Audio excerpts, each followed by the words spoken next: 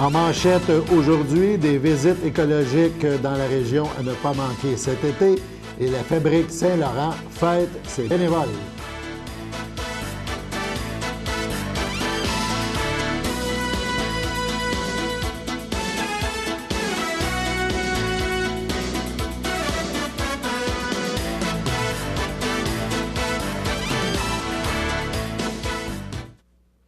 Bonjour à tous et bienvenue à votre bulletin d'information sur les ondes de CTRB, votre télévision locale et régionale, câble 103 ou câble 3. Donc, toute l'équipe de CTRB est prête à vous livrer un autre bulletin quotidien sur les ondes de votre télévision de chez vous. Donc, débutons par l'Association forestière. On parle ici de visites écologiques et forestières à ne pas manquer. C'est une initiative de l'Association forestière de Lanaudière. On voit des images là, d'activités similaires qui se sont déroulées dans le passé. Donc, cette association organise plusieurs activités afin de vous faire découvrir la forêt sous toutes ses formes. En juillet, l'association vous propose de visiter la réserve écologique des Tourbières de Lanoret, de faire une randonnée forestière guidée, ainsi qu'une visite de la pépinière forestière de Berthier. Ces trois activités sont offertes gratuitement à tous les membres actuels et aux nouveaux membres de l'Association forestière de Lanaudière. En devenant membre dès maintenant, les personnes intéressées à ces activités y auront accès gratuitement. Le vendredi 15 juillet, un combo de 2 visites est offert. Réserve écologique des Tourbières de Lanoret de 10h à 11h30 et randonnée forestière guidée de la forêt des Grands Pins sur le site de l'Association forestière à Sainte-Geneviève-de-Berthier entre 13h et 14h30. Pendant l'heure du dîner, les participants sont invités à apporter leur lunch pour le dîner à la halte routière, située face au bureau de l'association en bordure du fleuve. Ces visites, on le rappelle, sont offertes gratuitement à tous les membres et coûtent 20 $, taxes incluses, pour les non-membres. Vendredi 22 juillet, de 10h à 11h30, est organisée une visite gratuite à la pépinière forestière de Berthier. Donc, c'est pour tous et toutes. Fondée en 1908, la pépinière de Berthier est la première pépinière forestière du Québec, toujours en opération. Une visite commentée du centre d'extraction de semences forestières sera également offerte. L'ensemble paysager et architectural, donc, de même que la qualité de l'animation prévue, valent évidemment le détour. Pour adhérer à l'Association forestière de Lanaudière, on vous invite à visiter le site web www.aflanaudière.org. Donc, si vous voulez être membre, /membre, /devenir membre. Donc, vous tapez ça et vous allez avoir toute l'info nécessaire. Pour réserver votre place pour les activités dont on vient de vous mentionner, contactez Jean-Philippe Goyette au 450-836-1851, le poste 303, ou via Internet jgoyette, G-O-Y-E-T, @aflanaudière.org. N'hésitez pas à consulter régulièrement le site web ainsi que la page Facebook de l'AFL pour être à l'affût des nombreuses activités offertes. Bref, ça vous tente de vous promener dans de la belle verdure et des choses fort intéressantes. On sait que la pépinière est un centre névralgique là, au niveau des semences pour la forêt. Donc, si vous désirez en connaître plus, rendez-vous à cet endroit.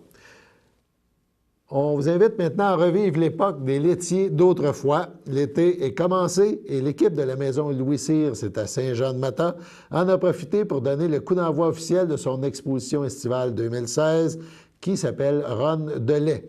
Le vernissage a rassemblé des sympathisants, partenaires et férus d'histoire lors d'un 5 à 7 le 28 juin dernier.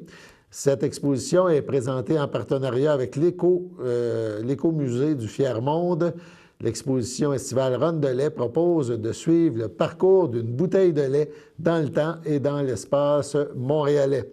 Le temps où le laitier livrait du lait frais chaque matin aux familles est aujourd'hui révolu.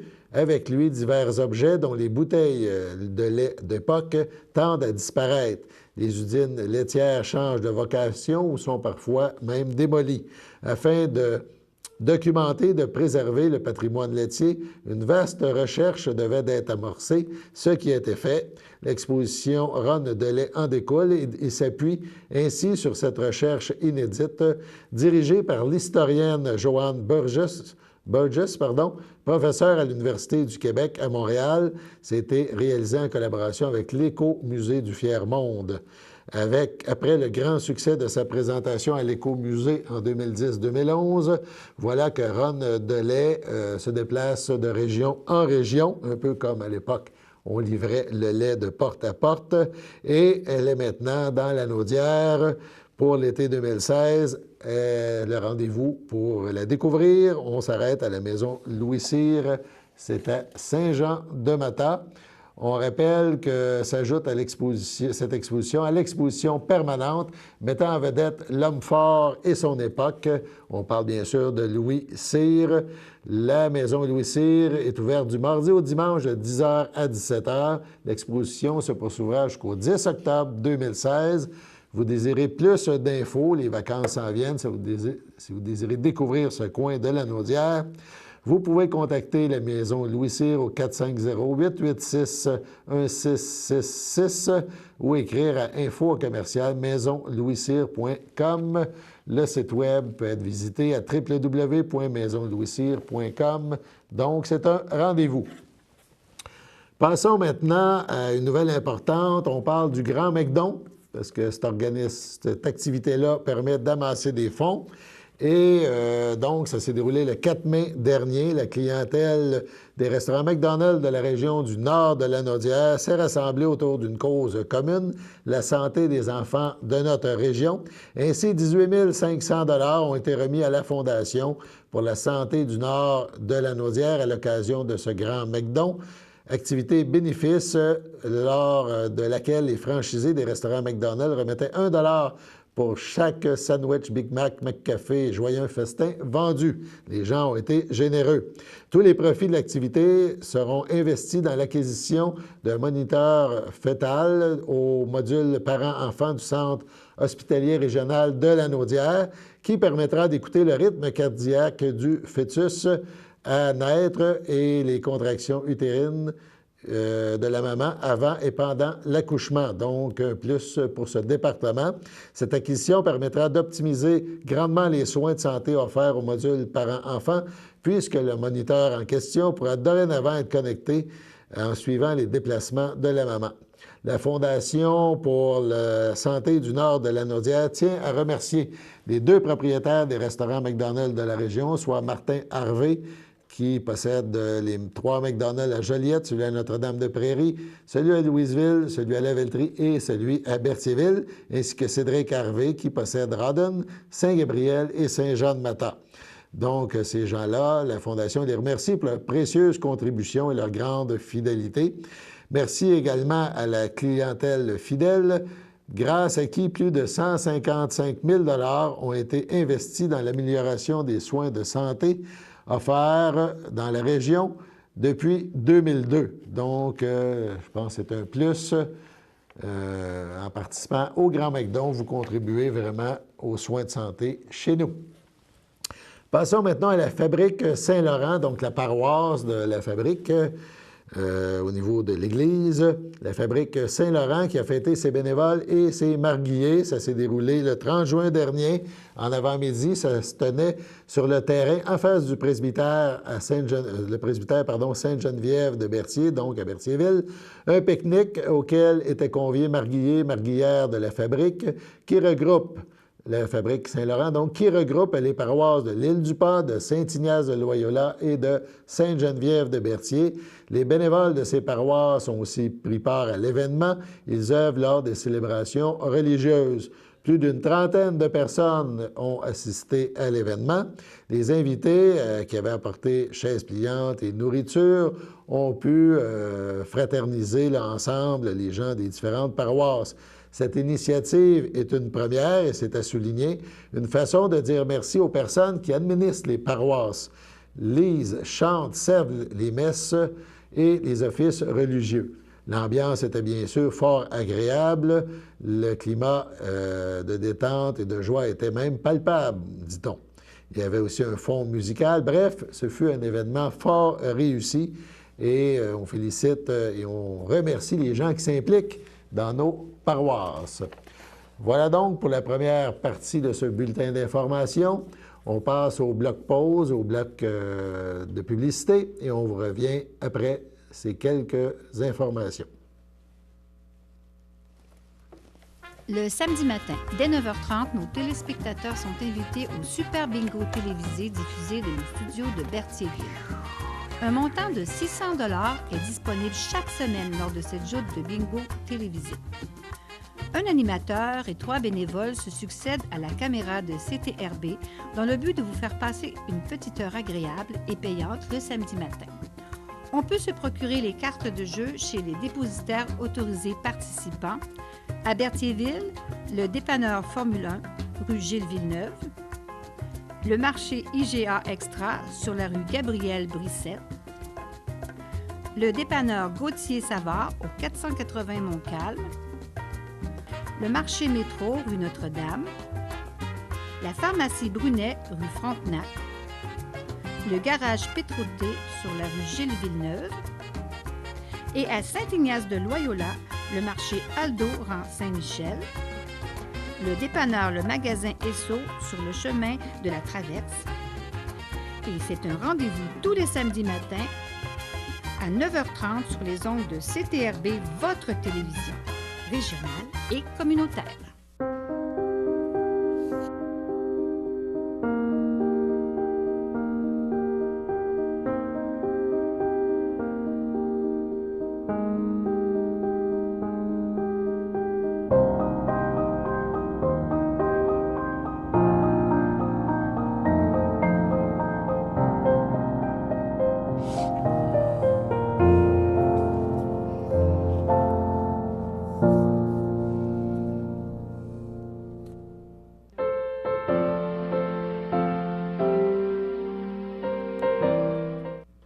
Donc, nos anniversaires, nos anniversaires. Donc, aujourd'hui, 6 juillet, l'âge d'or de la FADOC de l'Île-du-Pas, donc, souhaite bonne fête en ce 6 juillet à Lucille Monette, à Linda Robillard et à Richard Brissette.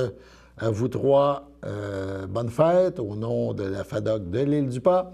Et si c'est votre fête aujourd'hui, 6 juillet, chers téléspectateurs, toute l'équipe de CTRB se joint à moi et vous souhaite de passer une super belle journée d'anniversaire.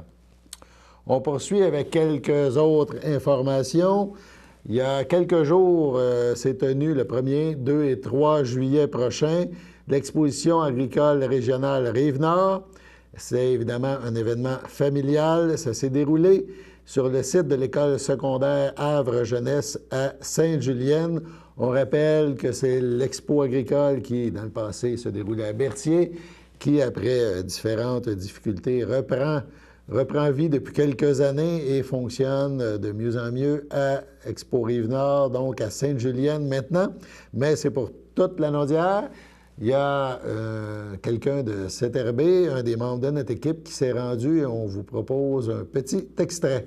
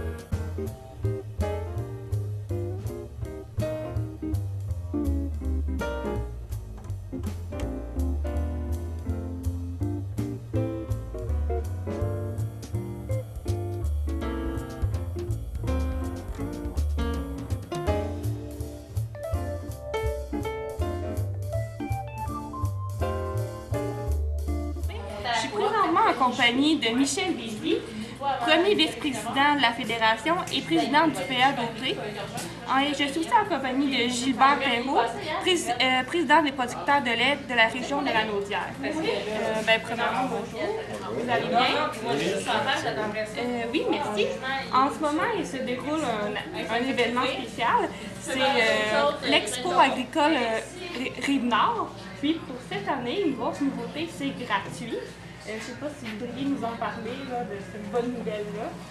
C'était le but d'attirer un peu plus de clientèle parce que le but des expos agricoles aujourd'hui, c'est plutôt d'attirer les familles. Et démontrer aux citadins c'est quoi qui se passe en agriculture. Contrairement à ce qu'on a vécu les 25-30 dernières années, nous, c'était les sciences agricoles surtout qui visitaient les expos. Mais donc, l'agriculture a changé, puis on veut démontrer aux citadins l'évolution qui se fait à l'agriculture. Et puis, tout ce qu'on a fait pour la faire évoluer et pour l'environnement. Toutes les améliorations qu'on a faites sur nos fermes. Puis, on démontre qu'il y a beaucoup de kiosques, puis on voit aussi le mouvement d'animaux. C'est le travail qui se fait pour amener ces animaux-là à l'exposition. On veut intéresser le public à venir parler avec les producteurs, les éleveurs, voir ce qu'ils font, la manière qu'ils procèdent pour préparer les animaux pour les mouvements. Puis on a aussi le chapiteau des exposants, vraiment diversifié. On a la séricole qui est là-dessus, les abeilles, puis les différentes autres productions qui sont présentes. Puis le monde circule parmi ces gens-là, puis il pose des questions, puis c'est super intéressant de voir que en réalité, là, c'est beaucoup plus le citadin qui vient visiter que le producteur. On déplore un petit peu, là, mais reste on est là aujourd'hui. C'est comme ça dans tous les ensembles des expos du Québec. Je fais partie de l'association provinciale, et puis on se dit toute la même chose. C'est le citadin, le gars de la ville qui vient. Hier, on avait des gens de Montréal, on avait des gens d'un peu assez de loin, à Moufoui hier, on en a pas. C'est sûr qu'une entrée gratuite, ça attire aussi. Et on a les jeux gonflables pour les enfants, mais en même temps, les enfants, quand ils ont fait le tour des jeux gonflables, ils s'en vont dans les étapes, puis ils vont voir les animaux, puis là, ils posent des questions, puis c'est super intéressant pour eux autres. Voilà donc pour cette expo agricole qui dure maintenant 3 jours et qui se déroule à Sainte-Julienne. Poursuivons avec une petite nouvelle municipale qui fait suite au conseil de ville de Berthierville. Lors du début d'assemblée, l'assemblée donc de juillet, la mairesse Suzanne Nantel a tenu à partager quelques informations générales. Elle a mentionné, elle a rappelé en début d'assemblée que depuis quelques jours, 2 enseignes aux emblèmes de la ville ont été installées aux entrées de la municipalité, donc une en provenance des îles et l'autre de Lanoraie. C'est un projet, évidemment, qui est discuté depuis plusieurs années, tant par les élus que la population. Maintenant, on sait fort bien qu'on arrive à Berthierville, donc ça s'en vient fort bien de ce côté-là. Une autre amélioration intéressante qui, dit-elle, a reçu des commentaires positifs d'automobilistes est celle de l'adoucissement du virage aux intersections des rues Frontenac et Gilles-Villeneuve. Ça s'est fait là, dans les dernières semaines. Et toujours en termes d'amélioration, la mairesse a parlé de l'ajout d'équipements de parc installés, à savoir une table de jeux d'échecs et de dames au parc Bellevue, dédiée tout particulièrement aux aînés.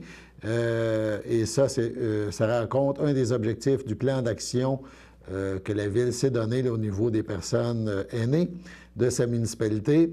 On rappelle aussi qu'une balançoire est installée au belvédère Jacques-Lavallée ainsi qu'une table à pique-nique supplémentaire au parc Sainte-Geneviève.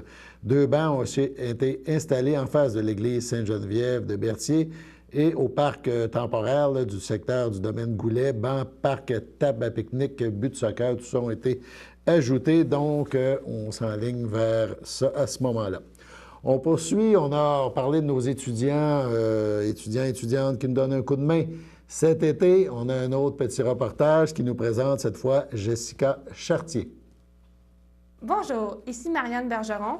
Aujourd'hui, je vais vous présenter le dernier membre de l'équipe de CTRB, c'est-à-dire Jessica Chartier. Bonjour. Bonjour. Ça va bien? Ouais. Est-ce que tu pourrais un peu me parler de toi, là, tes qualités, tes défauts? Ben, en fait, ben, mes qualités, ben, je suis généreuse, là. Je sais pas trop, j'ai vraiment jamais vraiment pensé à ça, là.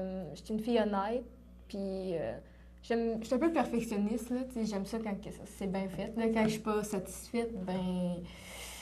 Tu vas recommencer jusqu'à temps d'entendre qu'est-ce que tu veux. Comme ma chaîne YouTube, quand que je suis pas satisfaite de ma vidéo, je la fais juste pas la poster, puis c'est ça, là.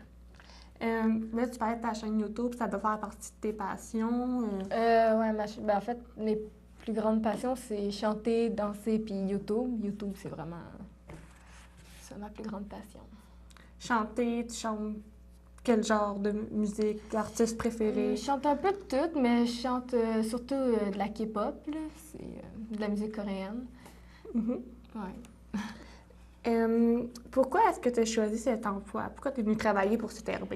Parce que, en tant que tel, tu sais, vu que j'ai une chaîne YouTube, je me suis dit que, tu sais, CTRB, c'était comme une chaîne de TV, fait que c'est dans le même style. Puis moi, qu'est-ce que j'aime, c'est vraiment les caméras, apparaître devant la caméra, filmer, monter, tout. Puis c'est un moyen d'acquérir de l'expérience, je pense. C'est ça. Ensuite, là, tu as commencé ta formation depuis quelques jours. Ouais. Est-ce qu'il y a un élément particulier qui t'a frappé, quelque chose que tu vas vraiment retenir de cette formation-là? Ben, c'est sûr que ça fait juste 4 jours.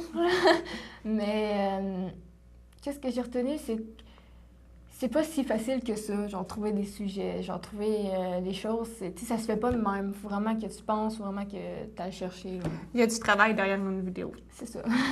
Plus que sur YouTube. Là, en ce moment, tu es à Pierre-de-l'Estage. Ouais. Là, tu t'en vas en quelle année? Je m'en vais en secondaire 5, mais aux adultes. Mais est-ce que tu sais un peu qu'est-ce que tu veux faire après ça? Mon objectif, moi, ce serait de vivre de YouTube. Vraiment, genre, être YouTuber, là, la YouTuber. Mais sinon, je sais vraiment pas. Tu sais, ben, t'as encore le temps, là. Ouais, c'est ça. Peut-être qu'en travaillant ici, ça va un peu te clarifier qu'est-ce que tu veux faire. Une chose, mettons, que j'aimerais faire, c'est ma marque de cosmétiques. Ouais. Qu'est-ce que tu fais pour occuper tes temps libres? À part ta chaîne YouTube, as-tu d'autres occupations? Une autre occupation. En fait, je suis avec mes amis. Sinon, j'aime beaucoup ça écouter des dramas là, coréens. Sinon, en fait, c'est beaucoup aller sur Instagram, Facebook. C'est beaucoup les réseaux sociaux. Là. Cet été, à part travailler, est-ce que tu as des idées de projet, là? Quelque chose que tu voudrais entreprendre, une activité à faire, à laquelle tu tiens? C'est sûr que j'aimerais ça plus sortir, genre moins être tout le temps chez nous. J'aimerais ça découvrir le monde, façon de parler. Tu sais, moi, j'ai jamais été vraiment plus loin que Montréal. Fait que j'aimerais ça, tu sais... Un petit voyage, là, c'est dans ça, le fond du Québec. Ça serait vraiment intéressant. Là. Est-ce que c'est ton premier emploi ici? Ben, premier vrai emploi, oui, là, parce qu'il y en a un, je faisais du ménage chez les personnes âgées, puis l'autre, c'était... my God, j'ai genre un blanc, là. Du gardiennage, je Ouais, pense c'est que tu faisais? C'est ça, Oui, du c'est ça. gardiennage, j'ai eu un blanc. C'est pas... Ça t'a-tu gardé longtemps? Ça fait longtemps que tu fais ça? Ça doit faire à peu près 6 mois, là. D'accord. En finissant, est-ce qu'il y aurait comme un mot que tu voudrais adresser à nos téléspectateurs? Ben... J'aimerais... Je sais vraiment pas, j'ai pas... peut-être merci de m'accueillir à CTRB, puis... ben, c'est ça, là. Je sais pas vraiment quoi dire. Ben, merci de t'être présenté comme ça. On va te revoir sur les écrans très prochainement. Donc, c'était Marianne Bergeron pour CTRB avec Jessica Chartier. Donc, bienvenue, Jessica, au sein de notre équipe cet été. Passons maintenant à un deuxième bloc pause.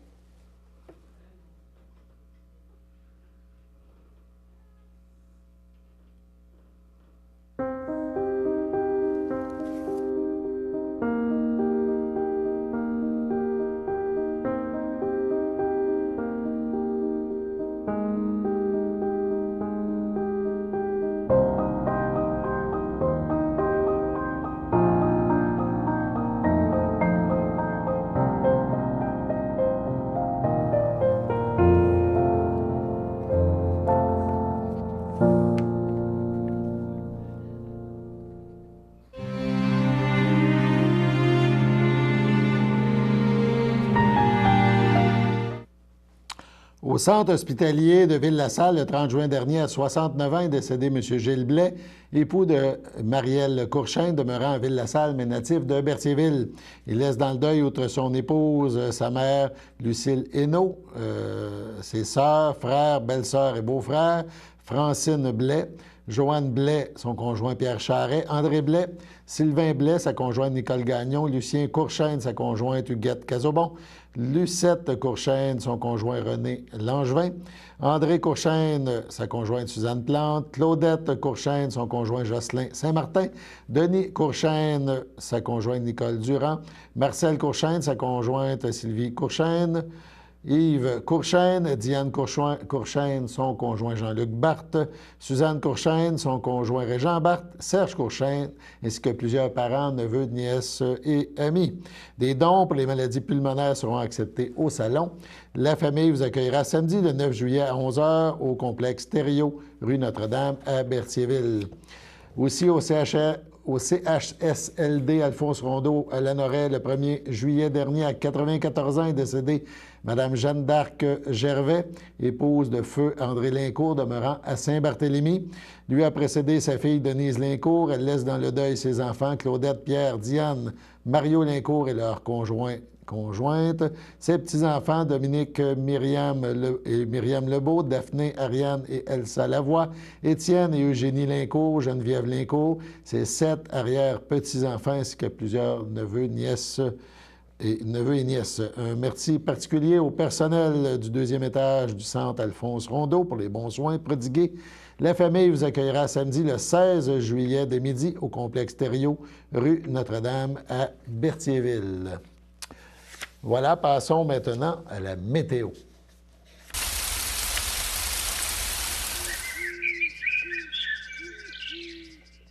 En ce mercredi avant-midi, c'est super beau, mais les nuages s'en viennent. On parle de possibilité d'orage en ce mercredi. En après-midi, température 29, ressenti 36 degrés. Donc, très humide. Mercredi soir, possibilité d'orage, température 25, ressenti 31. Dans la nuit, faible pluie, 18 degrés, ressenti 24. Jeudi matin, on parle de faible pluie. Jeudi après-midi, de nuageux avec possibilité d'orage, 26 degrés, ressenti 33. Et en soirée aussi, possibilité d'orage demain. Donc, à partir d'aujourd'hui, mercredi, en après-midi, jusqu'en fin de journée demain, possibilité d'orage. Donc, soyez sur vos gardes, mais si jamais il fait beau quand même entre les nuages, vous pouvez profiter de tout ce qu'offre notre belle région. Voilà, c'était vos informations. Alain Bellimeur au micro. Aujourd'hui, sur les ondes de CTRB, câble 103 ou câble 3, qui vous dit à une prochaine. Au revoir.